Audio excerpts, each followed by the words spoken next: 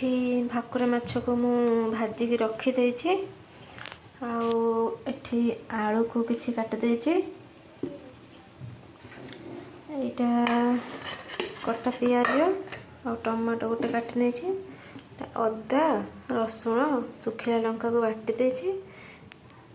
କଢ଼େଇ ତାତିଲାଣି, ମୁଁ ଦେଇଦେଲି କିଛି ସୋରିଷ ତେଲ ଅଳ୍ପ ଟିକେ କରି। ତାପରେ ତେଲ ତାତିବା ଯାଏଁ ଅପେକ୍ଷା କରିବି।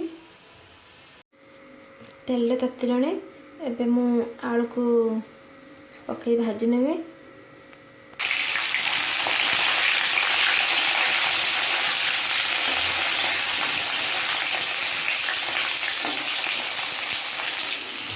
ଅଳ୍ପ ଟିକେ ଲୁଣ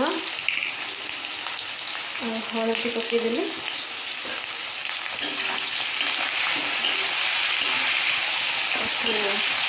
ତାକୁ ଢାଙ୍କି ଦେଲି।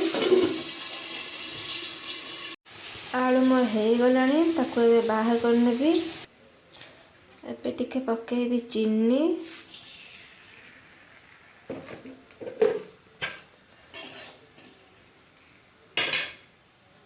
ଚିନି ଏଠି ରେଡ୍ କଲର୍ ହେଇ ଆସିଲାଣି। ପକାଇବି 2ଟା ତେଜପତ୍ର ଆଉ କଟା ପିଆଜ।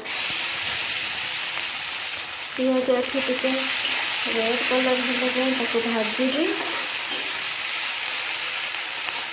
ଏଠି ପିଆଜ ମୋର ହେଇଗଲାଣି, ମୁଁ ସେଥିରେ ବଟା ମସଲା ଦେଇଦେଇଛି।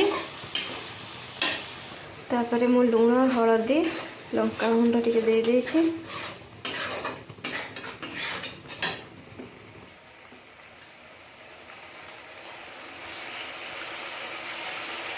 ଏବେ ପକାଇବା କଟା ଟମାଟୋ।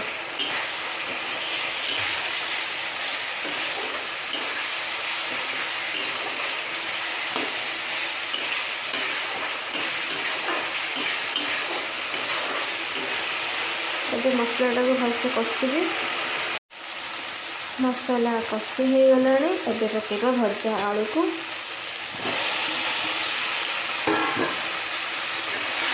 ଆଳୁକୁ ଟିକେ 2 ମିନିଟ୍ ଭଲରେ କଷିଦେବା। ନ ଲାଗିବା ପାଇଁ ତାକୁ ଟିକେ ଭଲସେ ଉପର ତଳ କରିକି ଗୋଳେଇ ନେବା।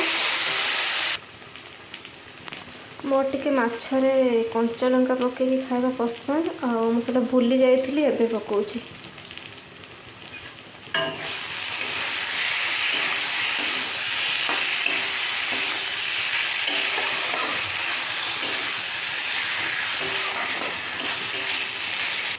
ଆଳୁ ଏଠି ଭଲରେ କଷି ହେଇଗଲାଣି, ଆମେ ସେଥିରେ କିଛି ପାଣି ଦେଇଦେବା।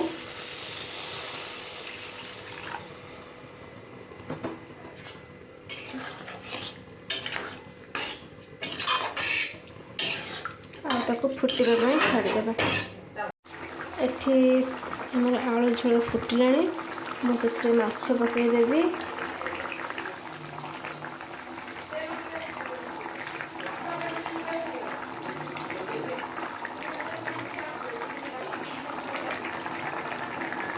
ଏବେ ହେଇଗଲା ମାଛ ଝୋଳ, ମୁଁ ସେଥିରେ ପକାଇଦେବି ଘର ତିଆରି ଗରମ ମସଲା।